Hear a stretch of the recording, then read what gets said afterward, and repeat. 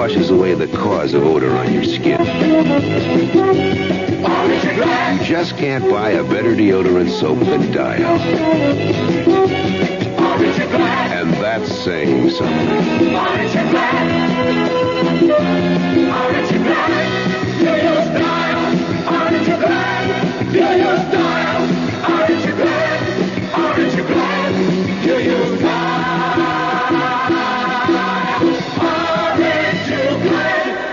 The CBS Radio Mystery Theater presents...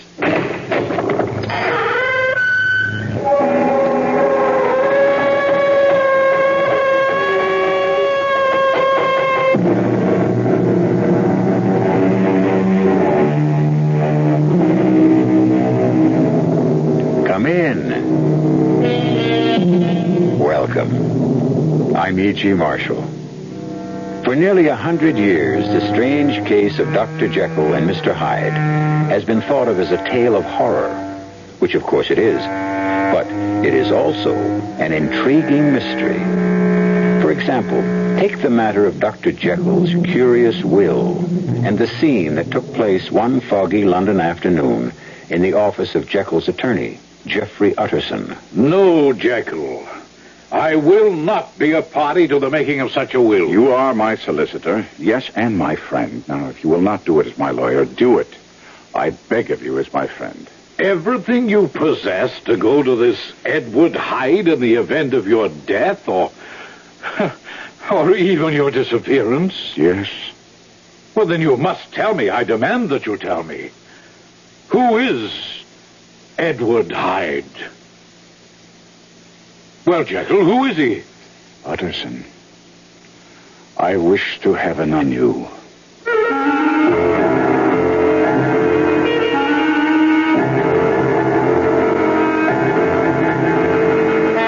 Our mystery drama, Dr. Jekyll and Mr. Hyde, was especially adapted from the classic by Robert Louis Stevenson for the Mystery Theater by George Lothar and stars Kevin McCarthy. It is sponsored in part by Contact, the 12-hour allergy capsule, and Anheuser-Busch Incorporated, brewers of Budweiser. I'll be back shortly with Act One.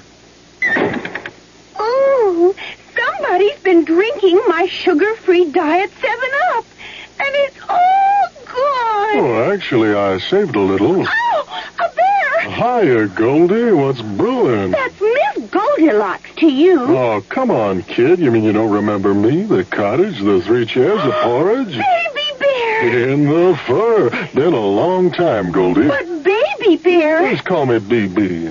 You drank all the sugar-free Diet 7-Up, and I have to conduct another diet drink taste test today. Well, yeah, I saw the sign on the door, a professional taste tester, huh? But how can I conduct my taste test now? Why bother? I tried those other diet drinks, too. You'll notice there's still plenty of them around. Why not ask me? Well, okay, BB. Tell me, why did you drink all the sugar-free Diet 7-Up? I like the taste. Light, fresh, natural. Sugar-free Diet 7-Up is definitely unbearably delicious. Mm-hmm. I never thought I'd admit it. I'm Susan X, and I used to be a deodorant switcher. I kept switching from one underarm spray to another, looking for one that gives me everything I want. And I found it. It's called Body All. Body All is different. It says so right on the label. Its deodorant is micro-encapsulated, so I get a fresh surge of deodorant every time I perspire. Now that I switched to Body All, I promise I'll never switch again. Gotcha. Now that you got rid of the mosquito, Darn mosquito really bit me. here's how to get rid of the stinging pain and itch. How? With Camphofenique. That awful itch is caused by fluid mosquitoes inject under your skin. The penetrating action of Camphofenique gets to the cause to stop the itch. Protects against infection from scratching, too. That Camphofenique really works. Camphofenique relieves the sting and stops the itch instantly. Camphofenique.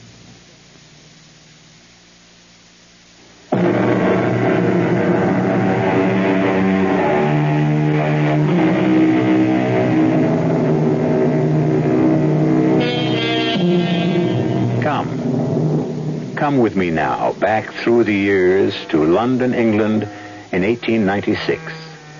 It is late of a pleasant spring evening, and we find ourselves strolling in Cavendish Square, along with Geoffrey Utterson and his friend, Dr. Mortimer Lanyon. I must say I've enjoyed our walk, Utterson. We'll soon be at my place. Will you come in? Oh, thanks, Lanyon, but I think not. I've got a good deal of work to get through before I go to bed. I needed a break, though, a breath of air, which is why I came for this walk with you. Good heavens. That man coming toward us. Oh, strange-looking fellow, isn't he? Oh, his face in the light of the street lamp. That's the most evil face I've ever... Lanyon, he's coming straight at us. He's going to knock one of us down if we don't...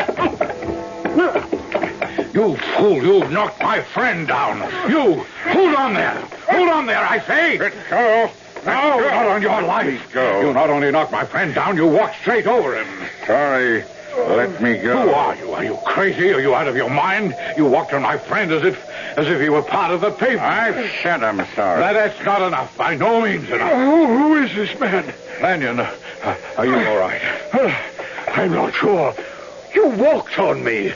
Stomped right over me. Who the devil are you? I warn you, the two of you. Let me go. Otis! Let me go, I say, or I'll kill you both. Look out, he's swinging that heavy walking stick, and he... Kill you both. Oh, no, you don't. You struck me. No one strikes Edward Hyde and lives. No, he'll kill us both with that walking stick. Run, Utterson, run! Come back. Come back here and I'll kill you. Stop. Stop, I can't go on. My heart. Oh, it must do it. It's pounding like a trip hammer. Oh, good Lord, Utterson. I've never had such an experience of this kind in my life. Are you all right? You took a blow from that walking stick. Utterson, what is it? The name. The name he used. Did you hear it? Yes, but... what was it?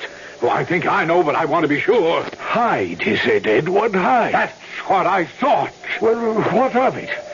With the way you looked at... Do you know the man? Does the man mean something to you? No. I don't know the man. But the name. Oh, yes, the name means something to me. What? Well, what? And I'm not sure I can tell you, Lanyon. I'm not sure I have the right as a lawyer to do so. On the other hand, Yes? Well, you are my oldest friend, and your daughter Beatrice is engaged to Dr. Jekyll, isn't she? Yes, they're to be married in September. Then perhaps I should tell you that... No, it would serve no purpose.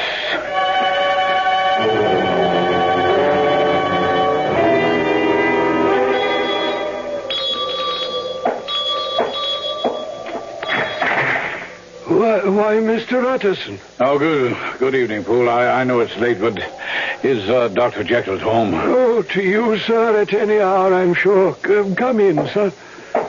The doctor is at work in his laboratory. If you'll wait here a moment, sir. Thank you, Poole.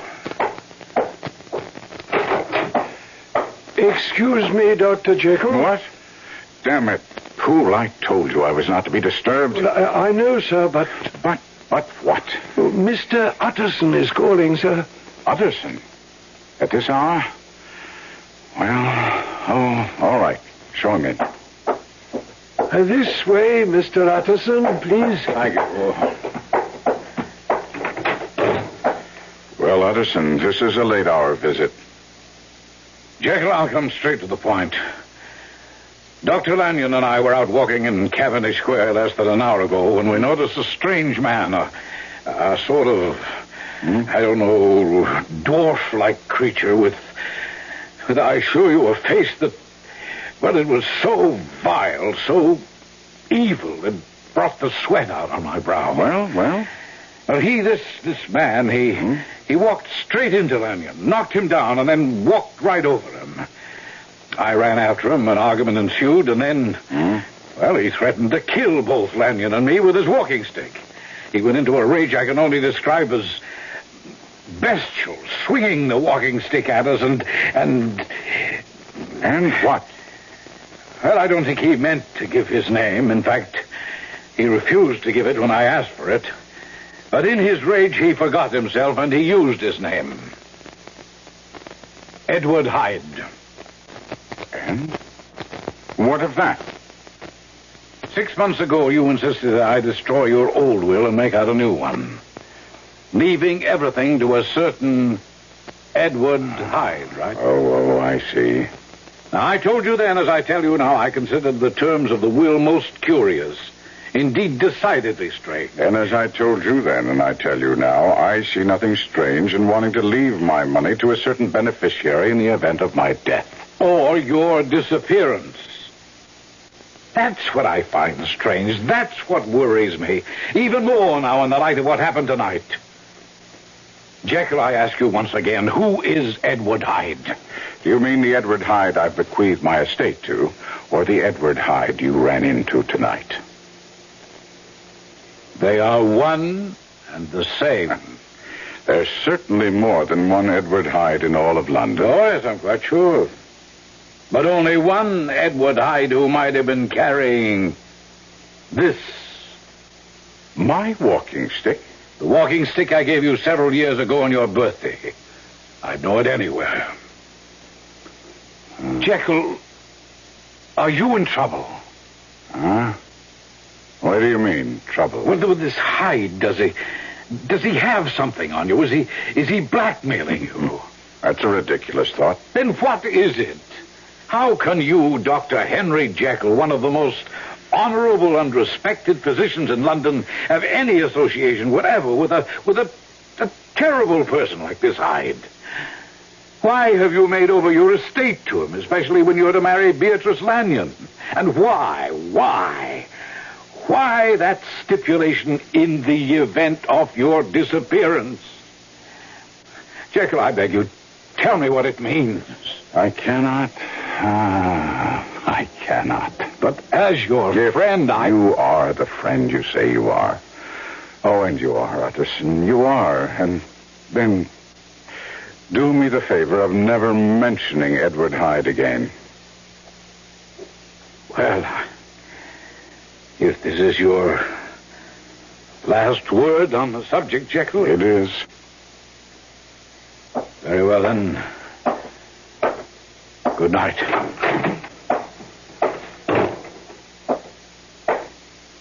Oh, Poole. Yes, Mr. Utterson, sir. I'd like to ask you something. Oh, anything, sir? Who is Edward Hyde? Oh, God help me, sir. I wish I knew.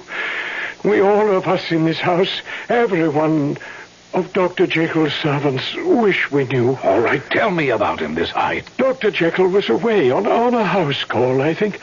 The front door bell rang, and I answered it, and there stood... Oh, a frightful creature, Mr. Utterson, frightful.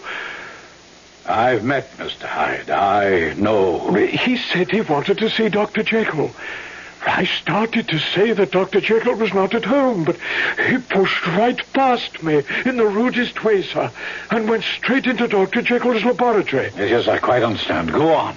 Well, later on, I was in the kitchen when the bell rang from the laboratory. I went into the laboratory, and there, to my complete surprise, was Dr. Jekyll. To your surprise? Why, yes. You see, sir, he'd forgotten his keys, and I was so surprised that he'd somehow got back into the house. Well, did you ask him how? Oh, I did, sir, yes. But he ignored the question. Never mind that, he said. I want to give you certain instructions concerning Mr. Edward Hyde. He then said that Mr. Hyde was to be admitted any time he called. I see. Tell me, Poole, what is Mr. Hyde's manner toward Dr. Jekyll? I mean, when they're together, how does Mr. Hyde act toward Dr. Jekyll? Or Dr. Jekyll toward this Mr. Hyde? Well, they're never together, sir. That's puzzling, very puzzling, to say the least. Oh, Mr. Utterson, sir, all of us here are convinced that our master is in dire trouble. If you could help the good doctor... Yes, Pooh. Yes, I certainly shall, if I can.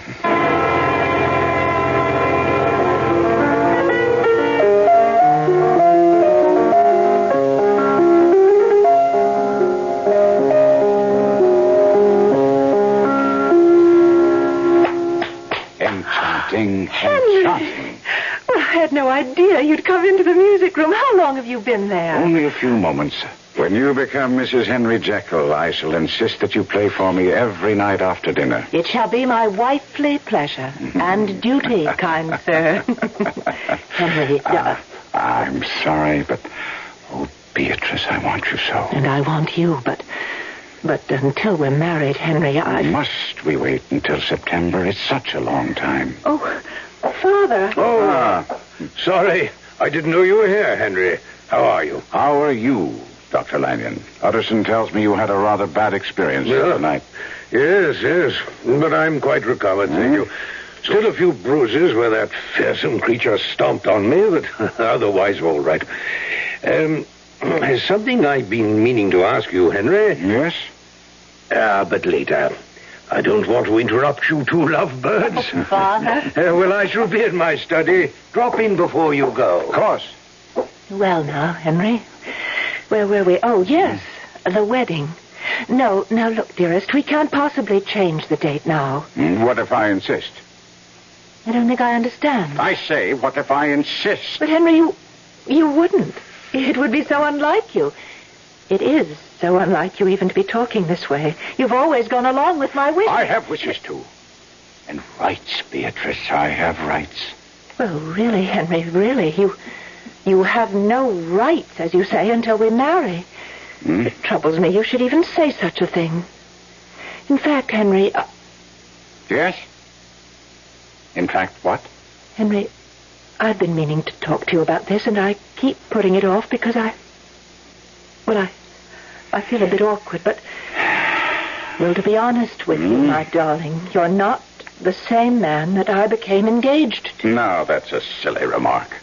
Well, the way you've acted the last few times we've been together, there's something different about you, Henry. I don't know what it is. I can't put my finger on it, but you've changed somehow, in some subtle way. Changed. Why, even your face. What about my face? Well, Henry, you don't have to snarl. What about it? My face. You're hurting me, Henry. Please don't. Really? Sorry. Sorry isn't enough. More and more you keep manhandling me, and then you say you're sorry. What's come over you? What's changed you in the past few weeks? What did you mean about my face? Oh, darling. Oh, it's only that... I suppose you're working too hard or something of the sort, but there are lines in your face that I've never seen before. Lines of tiredness, I guess. Yes, that would be it. Shadows under your eyes.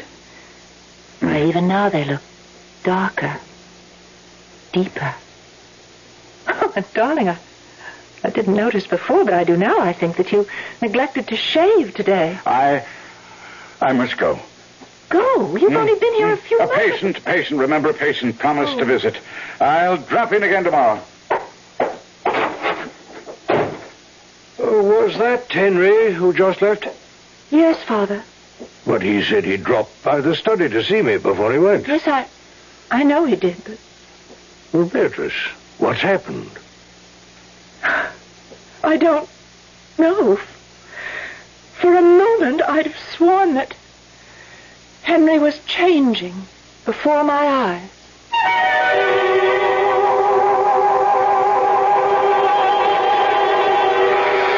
A tale of horror, yes, but also, as I said, a mystery. At least it was to Mr. Utterson, Dr. Lanyon, and his lovely daughter, Beatrice. A mystery that was to turn to tragic horror before they learned the truth about Dr. Henry Jekyll. I shall return shortly with Act 2. Great taste in the morning. Kellogg's has that wholesome taste to get you up and grinning. This is Jerry Coffer for Kellogg's Special K.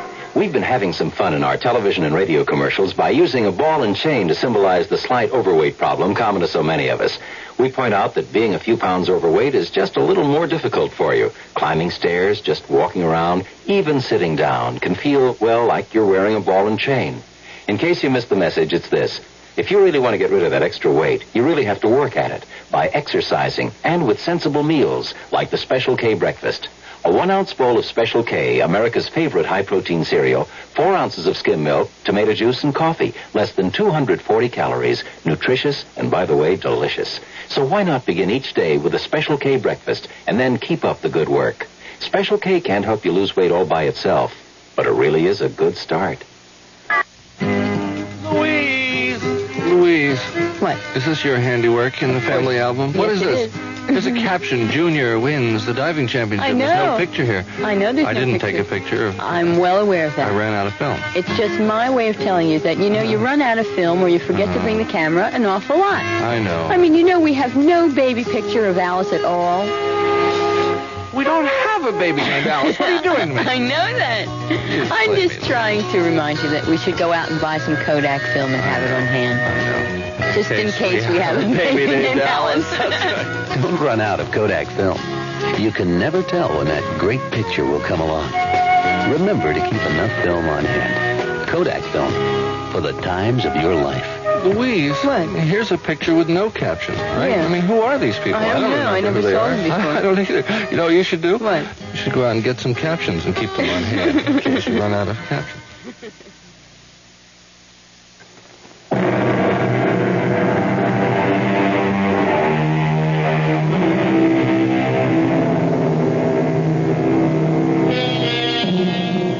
It almost goes without saying that to tamper with natural law will lead to an unnatural end.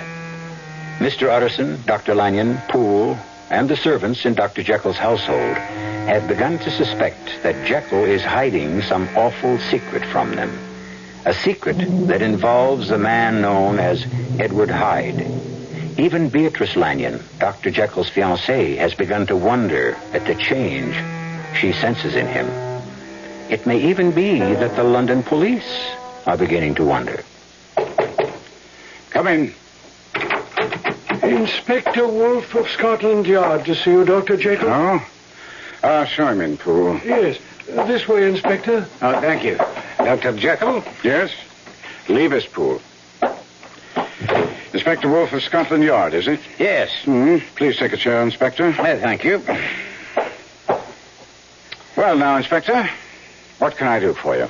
Hey, well, I'm not sure you can do anything at all, Doctor, but, are you aware that in the past 6 weeks there's been a rash of murders in London? Extremely brutal murders, Doctor. Each victim has been bludgeoned to death. Why do you come to me? Well, on more than one occasion, the murderer has been seen while committing these terrible attacks of violence. Not clearly seen, since the murderers have always been done at night and in dark streets, But there have been glimpses of him, and putting them together, the Yard has come up with what you might call a composite picture of the man. I still don't see. I just don't understand why you've come to me about this. Well, you will in a moment, Doctor. The man, the murderer, appears to be a short, malformed, dwarfish creature who, even though his face has never been clearly seen, gives a strong impression of evil. Doctor, a particularly brutal murder took place last night in Montague Street. Dr. Danvers Carew was bludgeoned to death. Carew? Member of Parliament? Aye, the same. He was beaten to death with a walking stick. And the murderer was the dwarf-like creature that I've mentioned. The person who saw the murder take place followed the murderer afterwards, do you see, keeping at a safe distance, you may be sure. And, well, that's why I'm here. Why precisely? The murderer was seen to enter this house. You must be... Well, I was about to say you must be joking, but of course you're serious. You don't happen to be acquainted with a Mr. Hyde, do you? A Mr. Edward Hyde? Well, yes, but he's not an occupant of this house. He doesn't live here. No. Does he visit? Well, on occasion, yes, but I haven't seen him now in, months, I should say. Uh-huh. Friend of yours, is he? No. Patient. He suffers from a nervous disorder. Comes to see me whenever he's in need of medication. Well, thank you for your time. Good day. Good day, Inspector. Damn.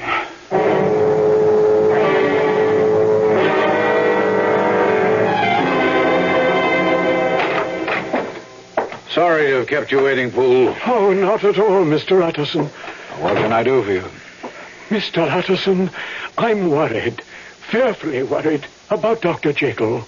Oh? You remember, sir, we were talking a long time back, near 2 months, I should think, about Mr. Hyde. And you asked me if I'd ever seen Dr. Jekyll and him, Hyde, together. Yes, just something like that, yes. And you said you never had. Well, they are together now, sir. Not that they mightn't have been together before, but I know for certain that they are now. There are fights going on in that laboratory between the doctor and, that terrible man, Mr. Hyde. What, you mean fist fight? No, sir. Arguments. I hear Dr. Jekyll moan and groan and cry out, No, leave me be.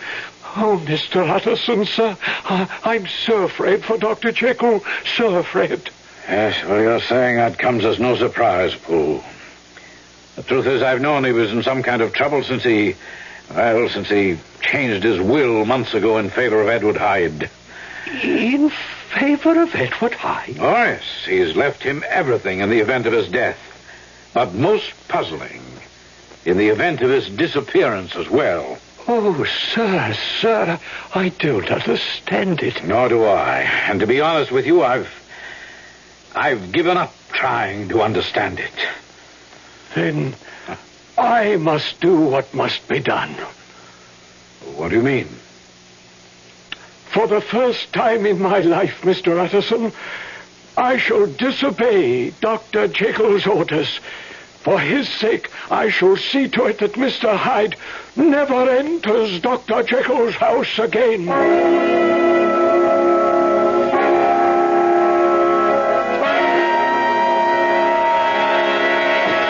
Let me in! You hear me, Poole? Let me in! Never, Mr. Hyde! Never! Go away and stay away! You stole my keys, so it was you. It must have been you, and now you bar me from the house. And you'll stay barred as long as I'm here. Fool, I warn you. Warn away. You'll not enter this house. Poole.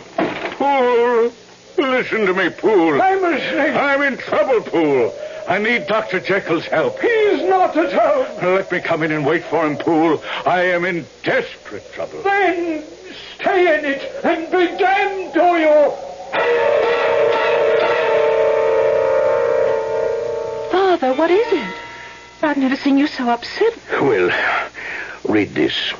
My dear Dr. Lanyon, as you value my friendship and my life, please go to this very night to my home. Father, this is a note from Henry. What? Yes, and you needn't read any further. He begs me to go to his home, enter his laboratory, and procure certain chemicals and powders, giving very explicit directions as to where I should find them. When the message was delivered an hour or so ago, I have just returned from following Henry's instructions. As you see, the message directs that I am to give these materials to whoever calls for them. But what does it all mean? Well, you are Henry's fiancée. You are close to him, closer than anyone else.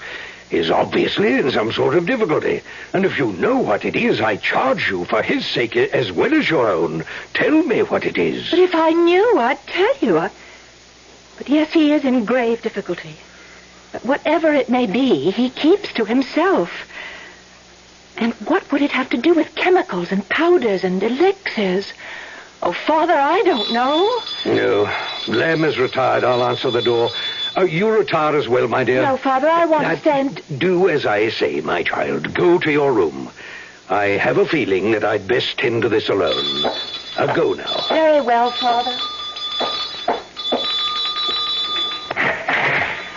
damnably long does it take you to answer the door? Let me in quickly. You took your own sweet time, man.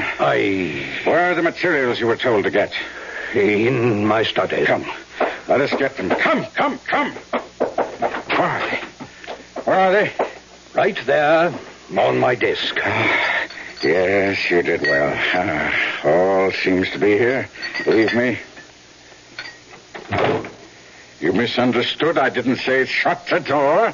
I said leave me. I didn't misunderstand, Mr. Hyde. You know me. From the newspaper reports of your murders and the general description of you, all of London knows you now, I should think. Leave me. Go out and close the door and don't return until I'm gone. Not until you tell me what connection you have with my friend and my daughter's betrothed, Dr. Henry Jekyll. I tell you, if you value your sanity, leave me. I will know the answer to who you are and what connection you have with Jekyll, or you will not leave this room. Hyde! You fool, the police are hot on my trail. I killed the man. No, I'm not surprised. I went to Jekyll's house, but his blithering servant refused to let me in. That's why I sent that message to you. You? Well, it was signed by Dr. Jekyll. You don't understand. And I intend to understand, or you will not leave this room, this house. Back off, I say. Yes, as you see, I'm prepared for you. This gun is loaded, Mr. Hyde, and I shall use it if need be. You leave me no choice. If the police find me here, well, they will not find me. The potion is quickly prepared. The potion? Once again, leave me. No. Then damn you, witness what you shall witness. You're as big a fool as Jekyll. You're given the chance to leave well enough alone, but no. You must know the answer. Well, you shall know it. Your friend Dr. Jekyll had a theory. A theory he talked about so endlessly, so compulsively, that he bored everyone within the sound of his voice. You know the theory, do you not? Yes, I was one of the bored listeners. Yes, I know. But each of us contains within himself not one spirit, but two. A good spirit, an evil spirit. What else? There was more. Jekyll also believed that a way might be found, yes, via a potion that would release that other spirit, the evil side of us, the side we all try to keep under control. Exactly, and you all laughed. The mercury.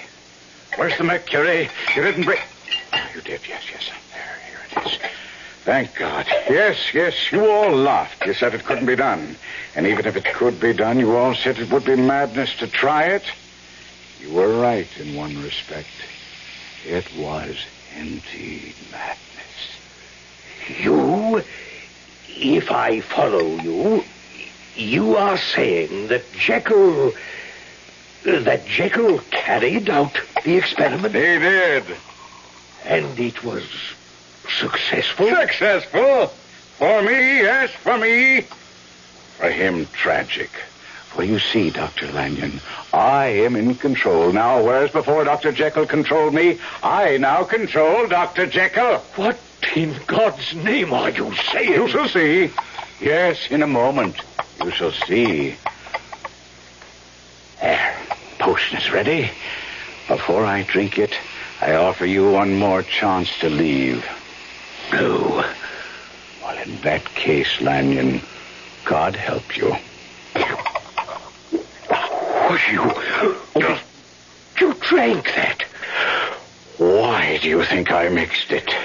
But it contained mercury, quicksilver, and other... Mr. Hyde, what? My God, what's happening? You're changing before my eyes. You're getting taller. The hair on your head changing color. Good Lord. What are you going through? You're becoming a different man. A different being. Heaven help you.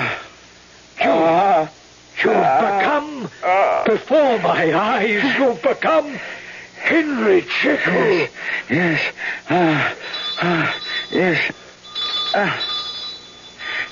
And just in time.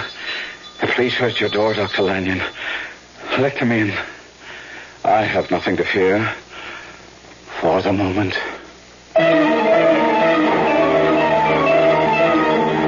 And so, before the shocked eyes of Dr. Lanyon, Dr. Jekyll's secret is revealed. Edward Hyde and Dr. Jekyll are one and the same man. Questions arise. What did Hyde mean by saying he is now in control of Jekyll? What did Jekyll mean when he said he has nothing to fear for the moment? We shall see when I return shortly with Act 3. You've seen the Budweiser commercials on television, and maybe you've wondered how long people have been putting that famous Bud label on things. Well, not as long as the brewers of Bud have been putting things on the label. Things like a list of Bud's most important ingredients. Quote, brewed by our original process from the choicest hops, rice, and best barley malt. And things like the following statement. This is the famous Budweiser beer. We know of no brand produced by any other brewer which costs so much to brew and age. Our exclusive Beechwood aging produces a taste, a smoothness, and a drinkability you'll find in no other beer at any price. Unquote. Yes, brewing beer right does make a difference. Read the Bud label. Taste the king of beers, and you'll agree, when you say Budweiser, you've said it all. Anheuser-Busch, St. Louis. It's a real hot day. I'm soaking up the sun, and suddenly I say antifreeze right out loud. My wife says, huh? And I say, haven't you heard that song? You can never buy Prestone too early. Do it now, don't you wait. You can never buy Prestone too early. You can only buy it too late. It's a fact. A 50-50 mix of Prestone 2 winter-summer formula and water, about 2 gallons for most cars, fights boil-over because it helps your cooling system handle heat better than water. Fresh boil-over protection and fresh corrosion protection, too, because only Prestone 2 has a patented silicone silicate inhibitor system. Nothing beats it for corrosion protection. Summer, winter, spring, or fall, you can never buy Prestone too early. You can only buy it too late. Can't trust Prestone. Who can you trust?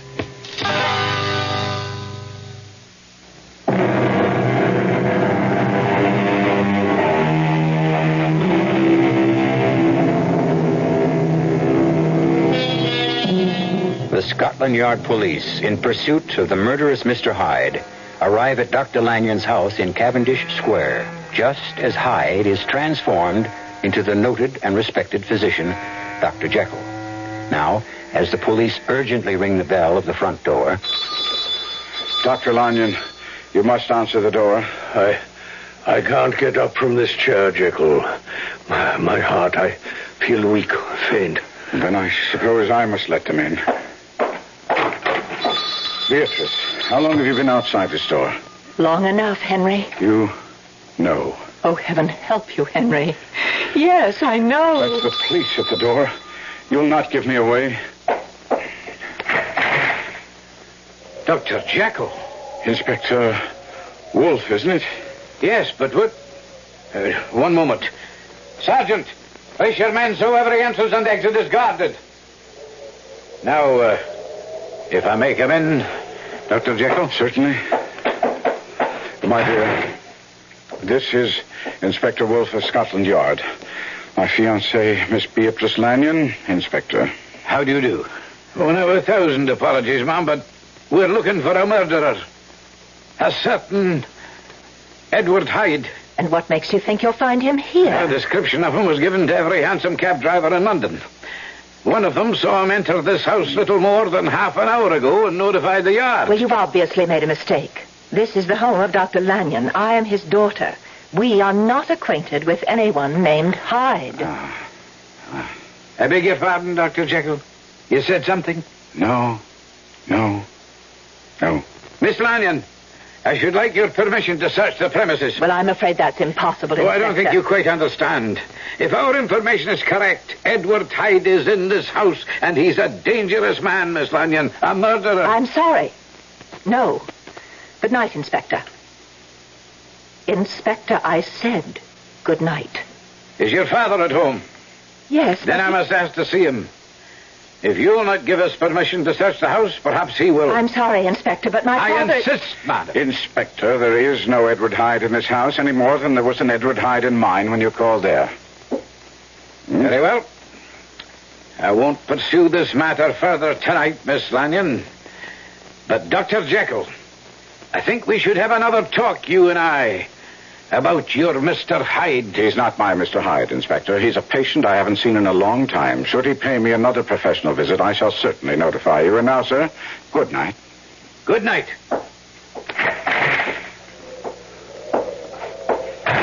Henry. Oh, Henry, what terrible thing have you done? My darling. Oh, my dearest, I'm trapped by my own folly. Your father warned me a long time ago to give up my experiments, if only I had heeded his advice. Well, heed it now. It's impossible. It's too late. Why too late? I've lost control over Hyde.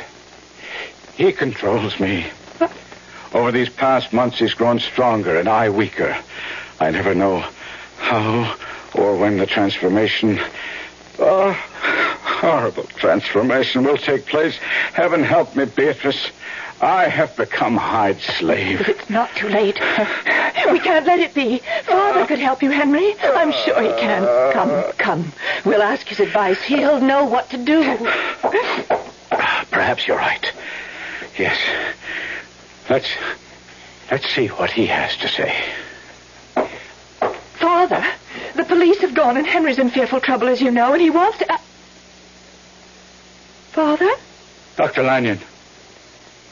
Father, what is it? Why do you just sit there staring? Oh, my God. Oh, Henry. Yes. He's dead. What he saw tonight was too much for his weak heart. Edward Hyde murdered him. Heaven forgive me. I murdered him.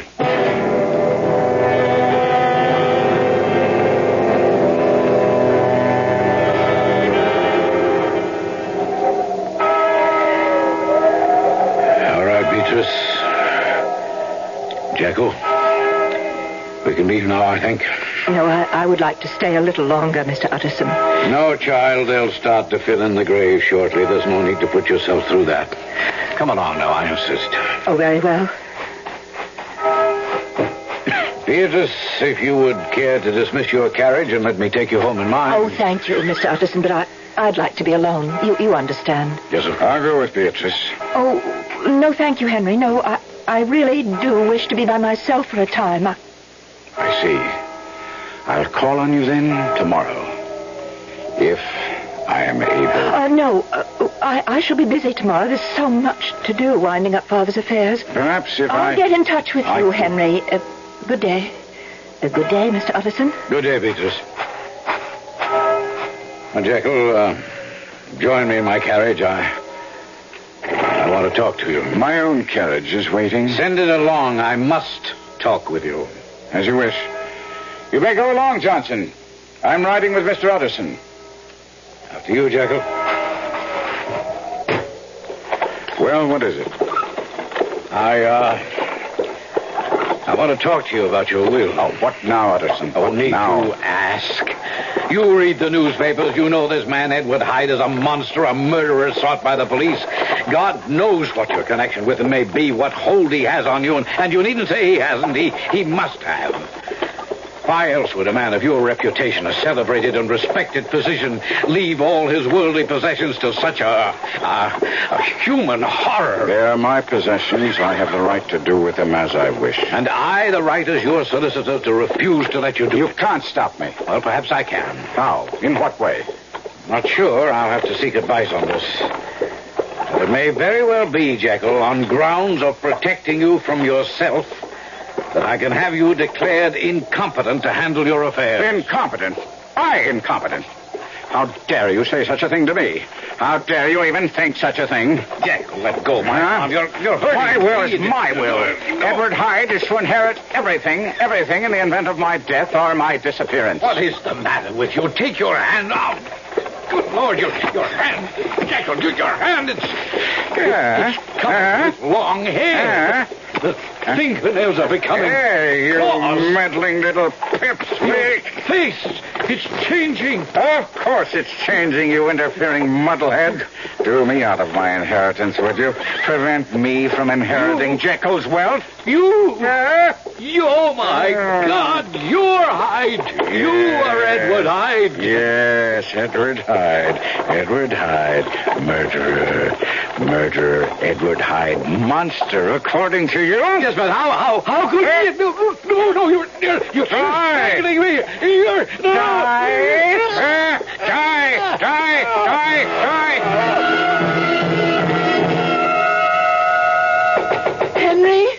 Henry, it's Beatrice. Let me in. Henry, do you hear me? Open this door. No. Henry, No. I've come to help you. No. Let me in. Oh, Beatrice. Oh, Beatrice. Henry. It's the end. Where? It's the end, Beatrice. The end. The potion doesn't work anymore. It's useless. Hyde takes over whenever he pleases. Oh, dear Lord. There must be something we could... What is this gun? I meant to take my life in this horror once and for all. But he won't let me. I have only to pick up the gun and he returns. I no longer have any will of my own. He possesses me, owns me, like a demon.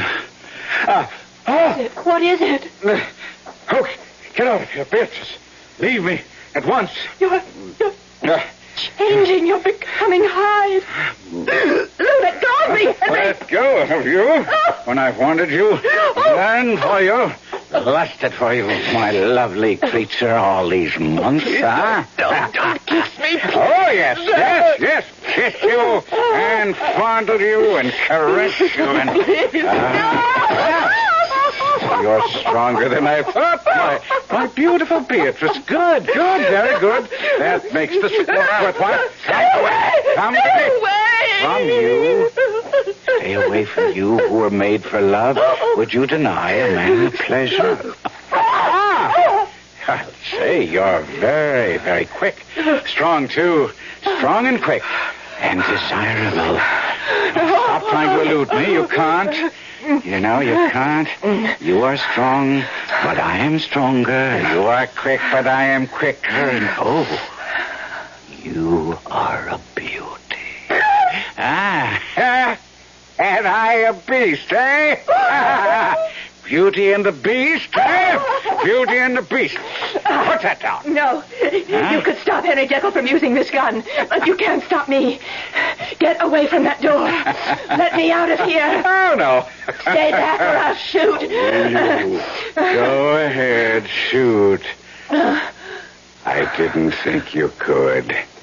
It isn't in you to kill even such a thing as me. No. Oh, dear God, help me. Just give me the gun, my dear, and then once you're in my arms... No. Don't struggle. It'll do you no good. Give me the gun. Miss Lanyon! Oh, good heavens! Miss Lanyon! Miss Lanyon! The gun went off and killed Mr. Hyde. Hyde? But on the floor, that's Dr. Jekyll. What? See for yourself. Oh, yes. I see. But if the gun killed Mr. Hyde, how? Don't ask any questions now, Poole. Not now. Just go and fetch the police.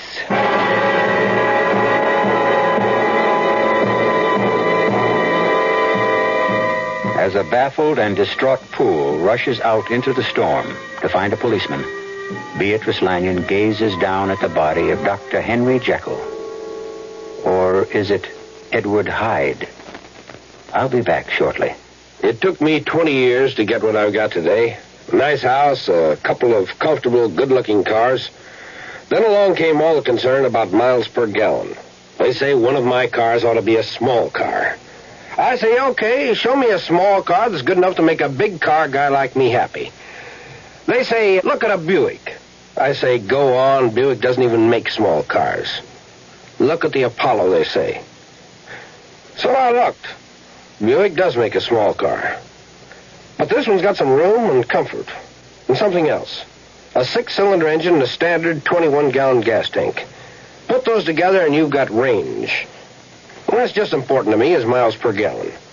So I consider everything about the car, the economy naturally, but also how nice it was inside and how smooth it was. And I bought the Apollo. There's nothing wrong with a small car, as long as it's a Buick. Apollo, the Buick of small cars. Give your hand to a friend. Give your heart to your love. But give your allergy to contact. Now listen carefully, because this message may surprise you. There is an ingredient that can effectively help block pollen's bad effect on your system. Sneezing, sniffling, drips, itchy, red, watery eyes. It's the antihistamine most prescribed by allergy specialists, and it's an ingredient in Contact. Surprising, yes, but the true wonder of Contact is how our tiny time pills keep this antihistamine working, helping up to 12 hours per capsule, all day, all night. Allergy is our business, too. Give your hand to a friend. Give your heart to your love. But give your allergy to Contact. Take Contact only when needed, only as directed.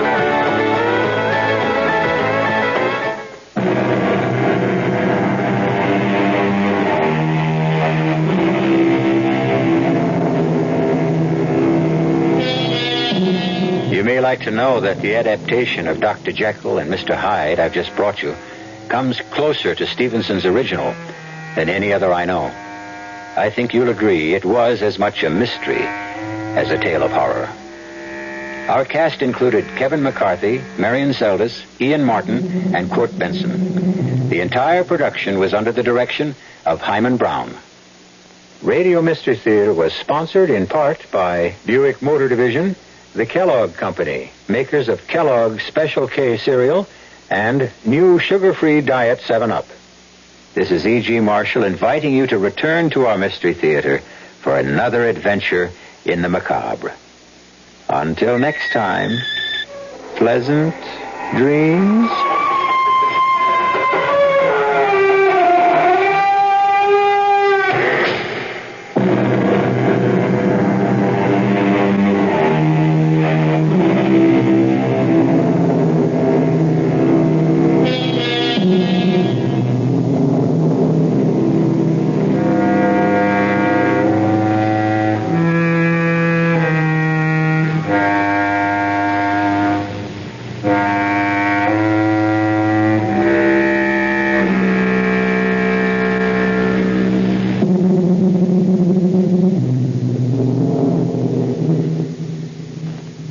Professor Harold Hill is the Music Man. 76 trombones led the big parade. And he comes marching into town every Friday, Saturday, and Sunday at the Dallas Repertory Theater in North Park Shopping Center, bringing with him all your favorite songs from the Music Man. Till there was you, light rose. For Music Man tickets at Dallas Repertory Theater, call 369-8966. You're listening to KRLD Dallas.